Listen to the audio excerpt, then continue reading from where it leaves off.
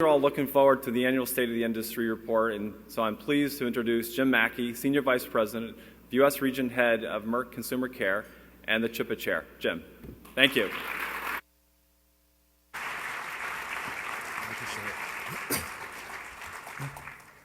Well, good morning, everyone. Everybody have a good time last night. That's terrific. I seem to have a little bit too much of a good time last night at the Irish pub. But I want to start off by welcoming everyone to CHPA's annual executive conference. You know, this is a meeting that I always look forward to because it's really one of the few opportunities that we have to take off our company hats for a few days and really come together as one industry in order to address the common challenges and the opportunities that we see in the marketplace. You know, it's more than a century ago that CHPA was founded on a pledge to broaden consumer access to safe and effective OTC medicines. And since then, leaders like us have gathered every year to renew this commitment.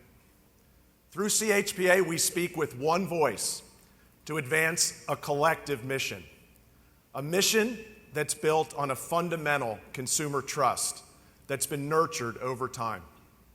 It's a mission to relieve suffering, to prevent illness, to help people take charge, to get back in the game and live their lives more fully and more joyfully. Our conference theme for this year, as you've heard, is 2020 Vision. And I see this as a challenge for us to seize the opportunities in today's emerging healthcare environment and chart a bolder course for growth in the future. You know, I'm privileged to have worked in this wonderful industry for 30 years. And during this time, I have witnessed profound changes that have driven our industry's growth and positioned us well for what lies ahead. First, we've grown from an association that was founded exclusively around branded OTC products to one offering trusted solutions that are as diverse as the consumers that we serve. Today, we represent national brand, store brand products. We represent supplements and homeopathy, consumer diagnostics and medical devices, and all of this in response to the shifting consumer demand in the market. In fact, the breadth of our membership has been driven by the evolving and expanding needs of the American family, and we've gained strength from that diversity. Our products today are staples in the medicine cabinet of every American household. And as you'll see, some of our product categories like pain relievers, cough and cold, and vitamins are among the most purchased items by consumers. I've also seen the switch of popular prescription medicines to OTC. And these OTC switches have been a crucial source of growth for our industry. So let me take allergy treatments, for example. When Claritin became the first major switch in allergy in 2002, it launched into an OTC retail category that was valued at $450 million. Well, today, the treatment of allergies in the U.S. has been virtually consumerized, and retail sales are $2.5 billion and growing. Switches have offered consumers important new choices and new benefits and made them all available without that trip to the doctor. And thirdly, no discussion of our industry's transformation would be complete without highlighting the critical role that CHPA has built in developing partnerships with our associate membership. I really do believe it takes a village to meet the self-care needs of today's consumer. From product development to manufacturing quality to consumer insights to communications and activation, we value the integral role of our associate members in making us stronger. Together, we have built a vibrant industry. So thank you to our associate membership. So let me get back to the theme of this year's annual meeting. You know, achieving our 2020 vision is much more than just aligning around goals and strategies. I'd borrow from Rosabeth Moss Canners, a renowned business professor, when she said that a vision is not just a picture of what could be. It's an appeal to our better selves, a call to be something more. So I ask you, what is that something more for the consumer healthcare industry? Well, the answer lies in our ability to find and seize opportunities in this shifting healthcare paradigm. Change is all around us, and I believe that change can be our ally. We can elevate and we can invigorate the trust that consumers place in us and establish a new trajectory of growth in consumer health care. An increasingly motivated and proactive consumer, what I call a prosumer, with unprecedented access to health information, is leading today's self-care revolution. How many of us here find ourselves examining more healthcare options and making more healthcare decisions than ever before? You think your blood pressure is high? You check it yourself. Americans are embracing technology, like mobile apps, to monitor their health. And you may recall from last year's AEC when John Scully foreshadowed devices like Fitbit and Nike Fuel Band that monitor our vital signs, like the computers that now power our cars. The days of paternalistic health care are over. Americans no longer obediently comply with the doctor's orders. We no longer rely solely on institutions to manage our health. The new breed of healthcare consumer trusts herself as much as she trusts the healthcare system, and maybe even more. Of course, the doctor remains an important influencer, but she also consults with family, with friends, with message boards, and many specialized online resources. Consumers today want more than just value and convenience. They want a trusted healthcare partner, someone that can declutter the information overload and connect the dots between wellness and prevention and treatment. In the end, they want to make better self-care choices. And who is more qualified than the consumer healthcare industry to forge that partnership? We now know that 93% of Americans prefer to treat their own ailments before going to the doctor. And they spent almost $40 billion on our products last year, which was an increase of 3%. Clearly, these prosumers are embracing self-care. Their doctors expect them to, and frankly, need them to. Remember the old adage, take 2 aspirin and call me in the morning. Well, today, that direction applies to almost every OTC product. In fact, 88% of healthcare professionals support the responsible use of OTC medicines, and they recommend their patients try OTC medicines first before seeking additional care.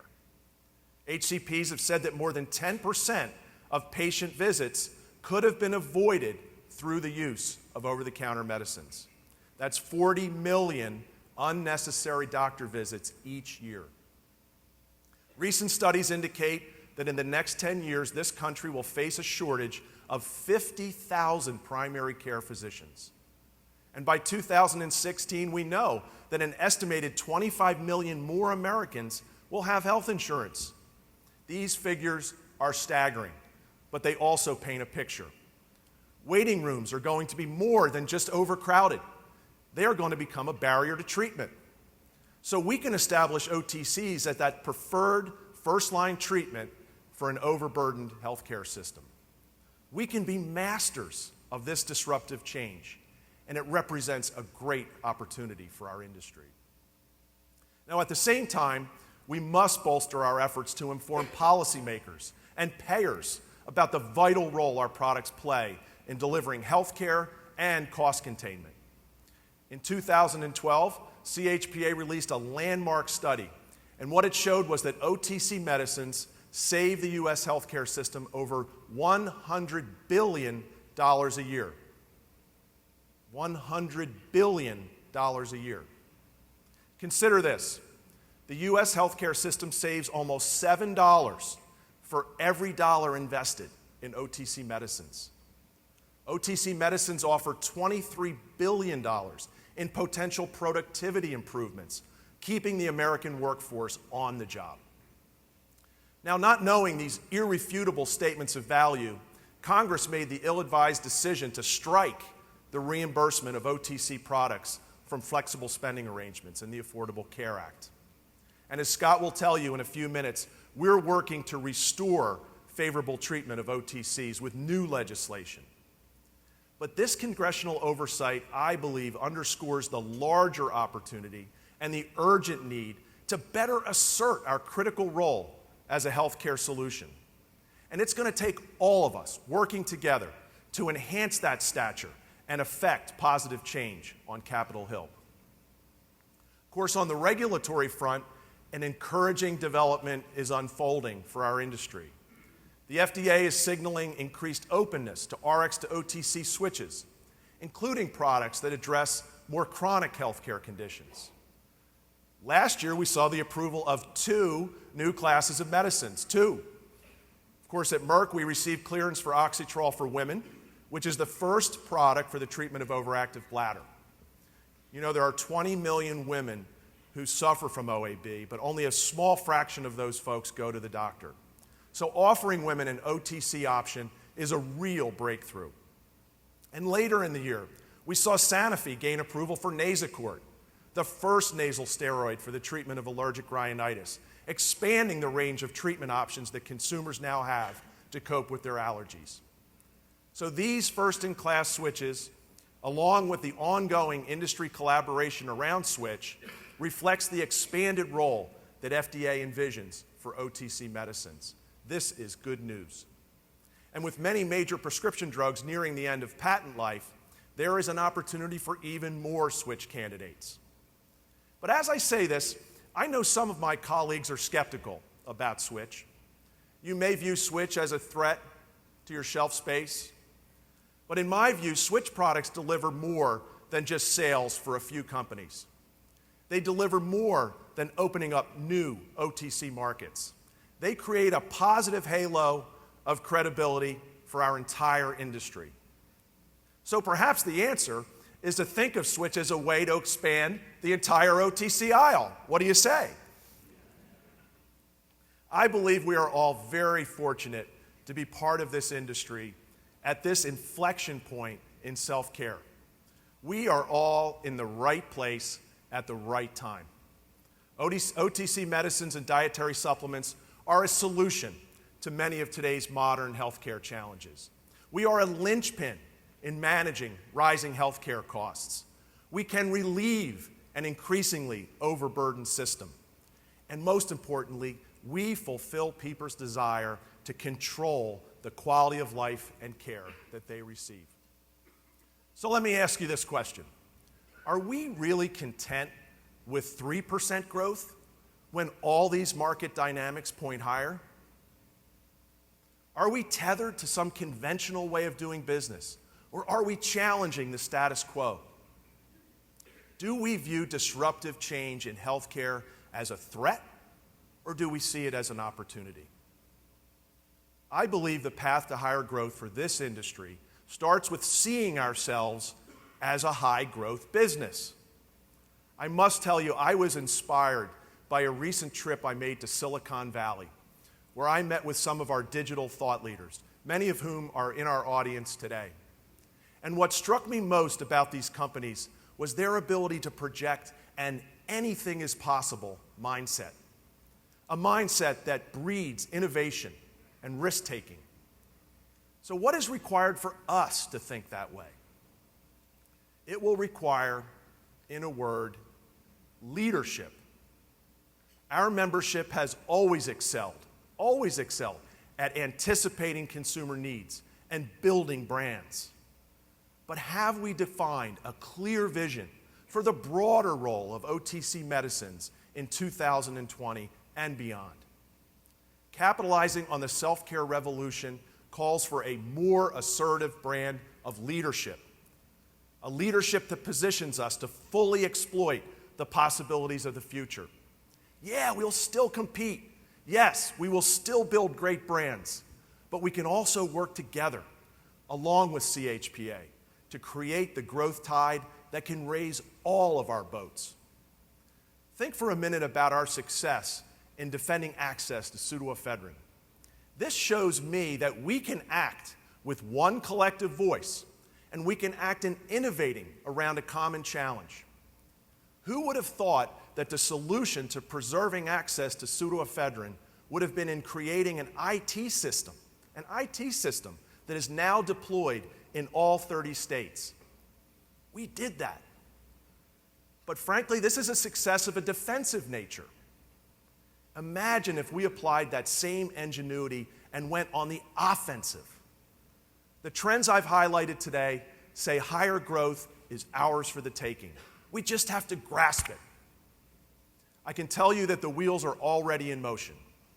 Our association is embarking on a new effort to crystallize the industry's growth strategy. And we're gleaning new consumer insights, which are at the heart of this work. And I look forward in the coming months to working with CHPA and all of you to convert those insights into industry action. You know, Michelangelo once said that the greatest risk to man is not that he aims too high and misses, but that he aims too low and he hits. So let's start thinking like anything is possible, because it is. So thank you, and let's have a great meeting.